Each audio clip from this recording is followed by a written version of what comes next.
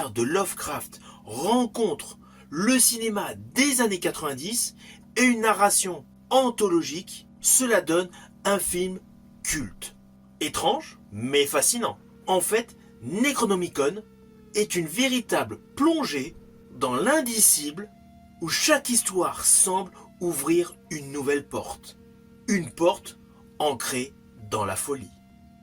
Filled with technical mastery and astounding special effects, from the wizards behind Nightmare on Elm Street, Batman Returns, and Friday the 13th, this veritable feast of frightening images will send chills up your spine and elicit screams of terror from the very depths of your soul. So if Hellraiser and Tales from the Crypt gave you the creeps, you won't want to miss Necronomicon. Hello, c'est HR, votre chroniqueur. Alors aujourd'hui, je vais vous parler d'un film d'horreur qui a pour titre Necronomicon.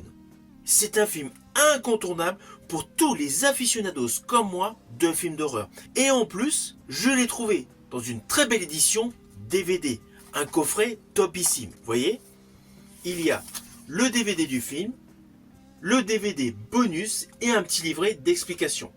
Donc pour tous les collectionneurs, c'est vraiment un DVD incontournable à acquérir. Naturellement, maintenant, je vais vous parler de ce film. Mais avant cela, n'oubliez pas, si vous n'êtes pas abonné, pensez à le faire, pensez à la petite cloche et surtout, pensez à vos commentaires concernant votre opinion sur ce film ou tout simplement s'il y a un film dans le même style, dans le même registre où vous aimeriez tout simplement que je fasse une chronique. Let's go!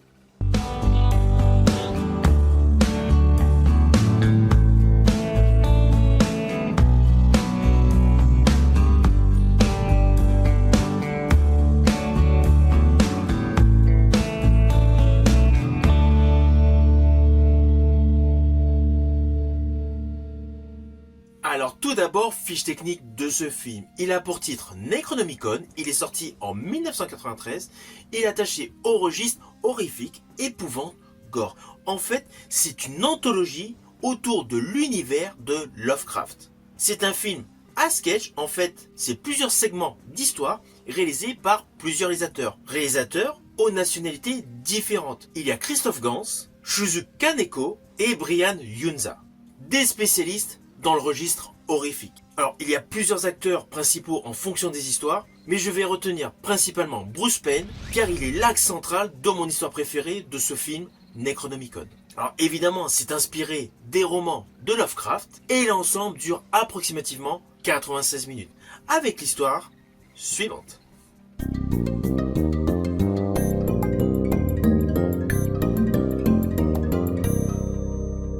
Alors le film s'articule autour d'un axe central sur l'histoire.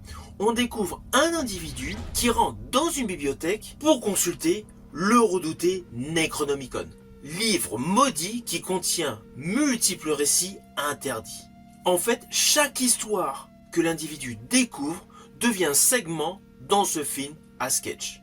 Alors, le premier segment a pour titre The Drowned.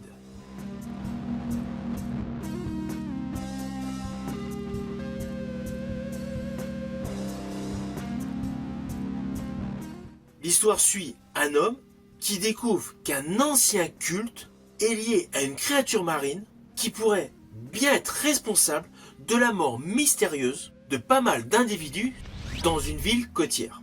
Très vite, il y a une fissure qui se crée entre hallucination et réalité et pas mal d'éléments horrifiques prennent le devant.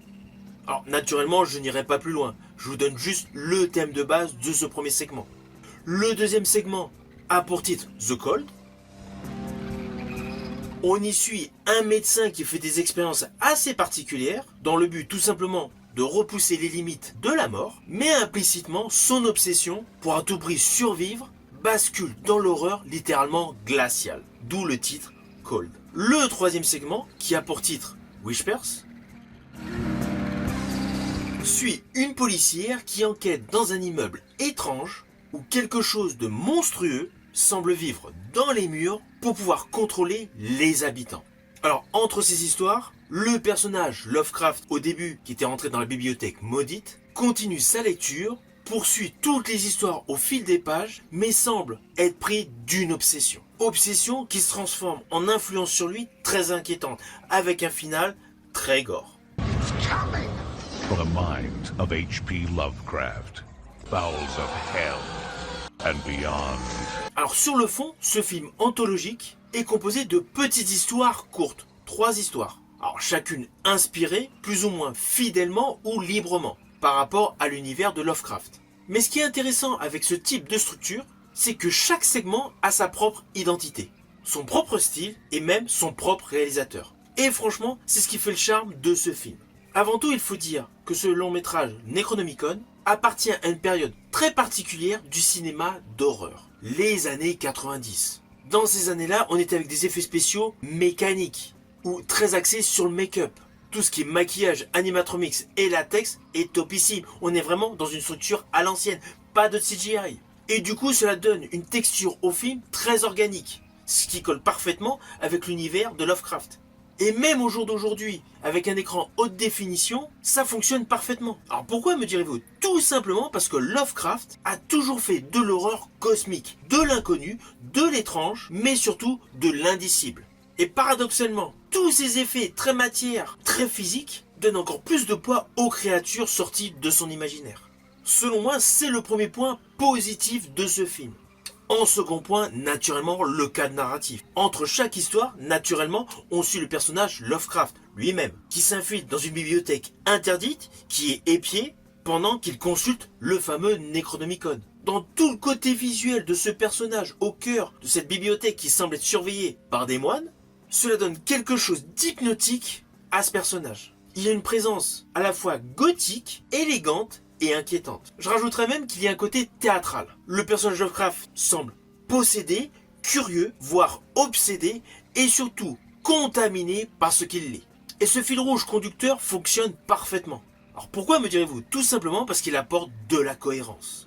On n'a pas juste une succession d'histoires. On a l'impression d'être à ses côtés en train de tourner les pages de ce livre maudit. Starring David Warner of Waxworks, The Omen, and Felony. Bruce Payne of Passenger 57 and Switch. Belinda Bauer of RoboCop 2, Flashdance, and Poison Ivy 2. Richard Lynch of Bad Dreams, Maximum Force, and Scanner Cop. And Jeffrey Combs of The Frighteners, Reanimator, and Felony. Maintenant, je voudrais revenir sur chaque segment. Le premier avec la ville côtière. Là, on a totalement l'ambiance de l'univers de Lovecraft. Une ville côtière, un mystère ancien et une présence d'une entité marine, naturellement qui fait flipper. Si vous connaissez les différents ouvrages de Lovecraft, vous allez ressentir totalement l'influence de l'ombre sur Innsmouth. L'atmosphère est poisseuse, humide et on plonge littéralement dans un univers où quelque chose de très sombre, de très glauque, semble tout simplement se réveiller. C'est un segment très efficace visuellement, il installe immédiatement le ton du film. Alors le deuxième segment, The Cold, joue davantage sur l'horreur corporelle. On peut penser à Frankenstein, à Reanimator. On est dans une histoire où le médecin est totalement obsédé par la mort. Il n'a de cesse de penser à la conservation de son corps. Et pour l'époque, les effets spéciaux sont topissimes, ils sont marquants. Alors oui, c'est très maquillage, c'est très prothèse en latex, c'est évident, mais c'est bien foutu. C'est un segment assez marquant, très clinique, et qui rappelle implicitement toutes les obsessions de beaucoup de films d'horreur des années 80 et 90. Et puis il y a Whispers de Christophe Gans. Alors même si j'adore la première histoire portée par le personnage de Bruce Payne au cœur de la ville côtière, l'épisode réalisé par Christophe Gans est topissime. On s'aperçoit immédiatement tout le côté visuel que Christophe Gans a réalisé avec son diptyque Silent Hill se retrouve déjà dans ce segment The Whispers. Le sens visuel est très fort. On a un immeuble labyrinthique, des créatures monstrueuses et surtout une tension omniprésente. Et cela fonctionne parfaitement. Et tout le côté gore est totalement maîtrisé. C'est pour cela, je vous précise, que ce segment est une très belle réussite.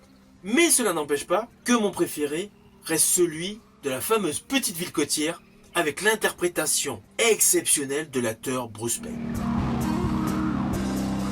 Mais ce qui est une grosse plus-value dans ce film, c'est qu'outre le fait de la première histoire de la ville côtière, la deuxième histoire sur la survie, le repoussement de la mort, et la troisième histoire avec l'enquête policière très étonnante, très gore, le fil conducteur du personnage Lovecraft en fait assure, en un certain sens, une quatrième histoire qui va vous retourner la tête. Car sur l'ensemble, ce n'est pas uniquement de l'horreur visuelle, c'est de l'horreur intellectuelle. Il y a un pan vers la folie. Si vous avez aimé le film de John Carpenter, L'Antre de la Folie, naturellement ce film Necronomicon devrait vous plaire. Car je vous assure, ce film n'est pas du tout un film d'horreur classique. C'est un film en fait qui essaie de traduire tous les concepts que vous avez pu découvrir dans les différents ouvrages de Lovecraft, comme l'interdit, le savoir dangereux et les créatures venues d'ailleurs. Alors, évidemment, tout n'est pas parfait, comme souvent d'ailleurs dans les films à sketch.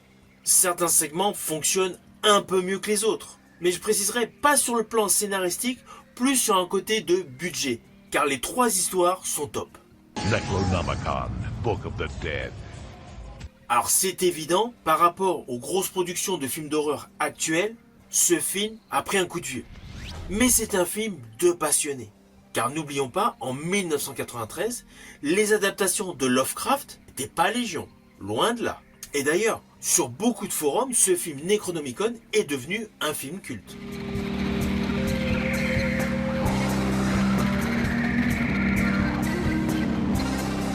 Alors au final, naturellement, c'est un film que je vous invite à découvrir. Il est essentiellement pour tous les passionnés de cinéma horrifique. Il est actuellement disponible dans une belle édition DVD, que vous pourrez trouver facilement en boutique spécialisée ou tout simplement en ligne. Une fois que vous l'aurez vu, n'hésitez surtout pas à me mettre en commentaire votre opinion. Je vous dis à bientôt pour une prochaine vidéo.